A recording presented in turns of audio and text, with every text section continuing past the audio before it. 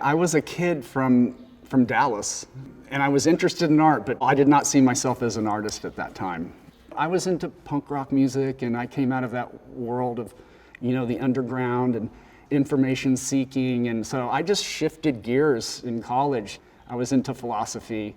I was taking philosophy classes and just general, core classes, but it was the art stuff and art history that sort of pulled me in. And I got really into it.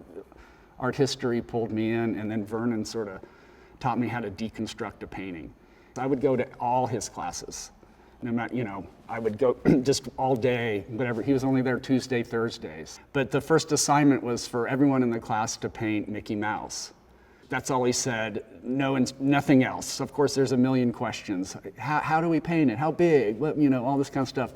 And you could tell he was enjoying just leaving us hanging. He just said, I'll see you in a week. When everyone brought their paintings back and laid them all out, it was really profound, just because it was at that moment you realize the broadness of art. That was interesting because when they all were out there, you got the sense that, everyone on the planet could paint Mickey, and it's going to be different.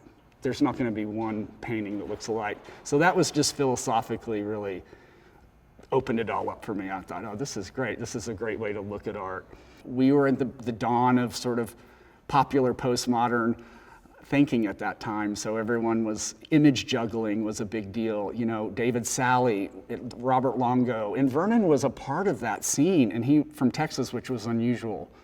He was in art magazines, so that was a huge thing. That's the only way us provincial artists sort of had a connection to the New York art world, unless you went all the time. So we all knew that, so he had an aura around him that was kind of interesting. He was aloof, but in a really cool way, like the way you want your cool teacher to be. A little bit unapproachable. You approached him, you better had your shit together, because whatever question, because he just, it was great. He didn't want to waste his time.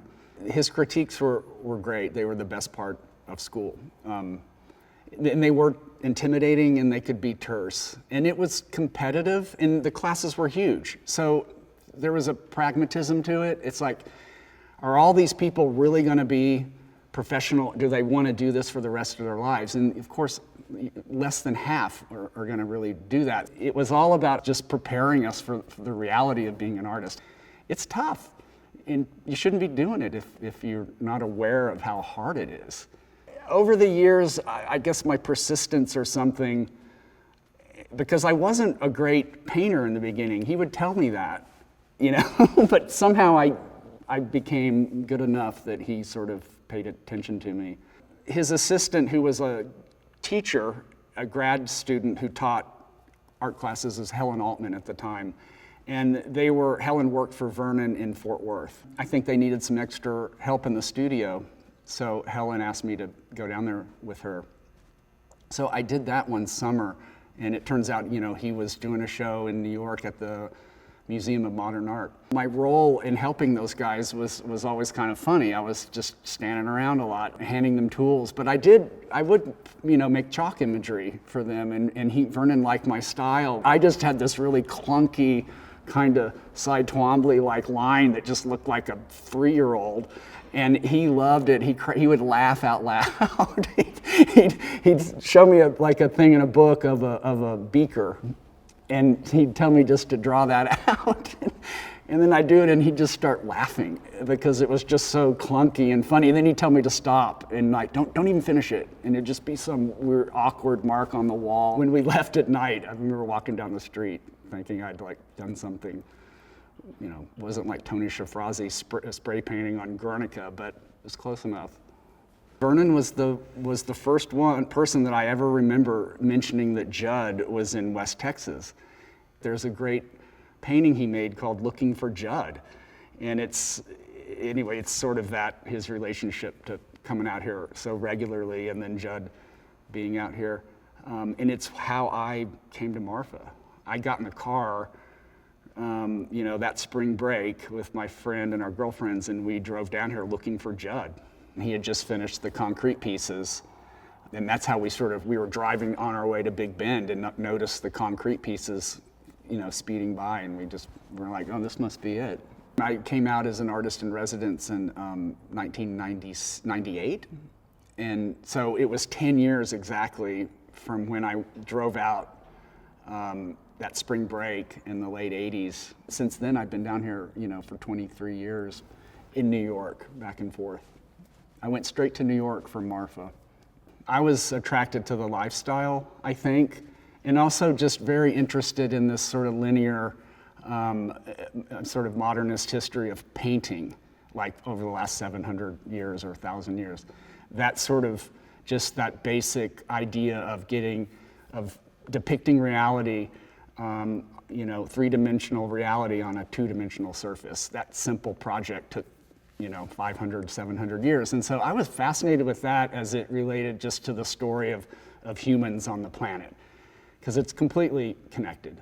So that sort of broad philosophical idea is what totally drew me in. It's like, I want to be an artist, or I want to be a part of this art stuff, because it just seems so deeply connected in a primitive way to like humans.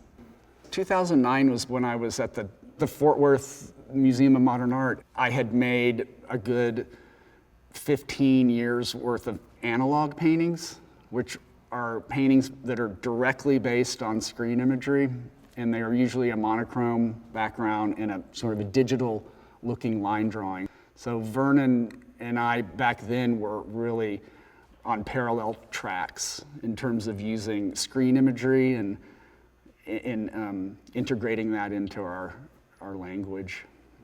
At that point, I was really immersed in my digital painting world, and so that's all I did. And he was always sort of on the skirts of that anyway. He's the one that taught me to use a projector and how to do all that, and I was projecting computer imagery.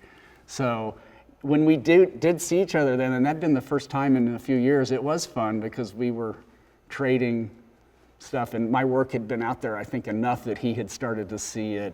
I always looked at Vernon, though, as just being a kind of giant international artist who was sort of like played the cool game.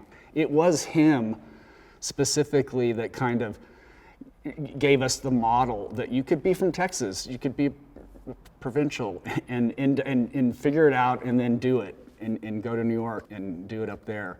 It was because of him solely that made me think, well, I get it. It was hard to do without a model. Do you really have to be from New York and live there your whole life to be a part of the New York art history? He's always operated sort of parenthetically to the larger art world. He's involved in it, but because he's removed down here and he makes a kind of very specific kind of work, that it sort of sets him apart. Vernon's work is existential. Like that's what probably the first thing that to me, it makes you think about your beingness and being in the world and walking around the world and watching your eye in an analog way just move from one object to the next, and what your brain's doing while it's doing that, just real rote human functions, and so his paintings, it's like taking a little section out of someone's head, and memory and all these things are present at the same time. Space-time continuum is always like just in a big ball. Art is important. You have to have art to balance capitalism. So, I mean, in a spiritual way, it's extremely important. I don't think people drink it like a vitamin or eat, it's not digested in that way, but it is important, and it's important to be around, and it's important that it exists. Because otherwise, I don't think I think we'd break down as a society. I think it's like a weight balance thing. So I think it's super important.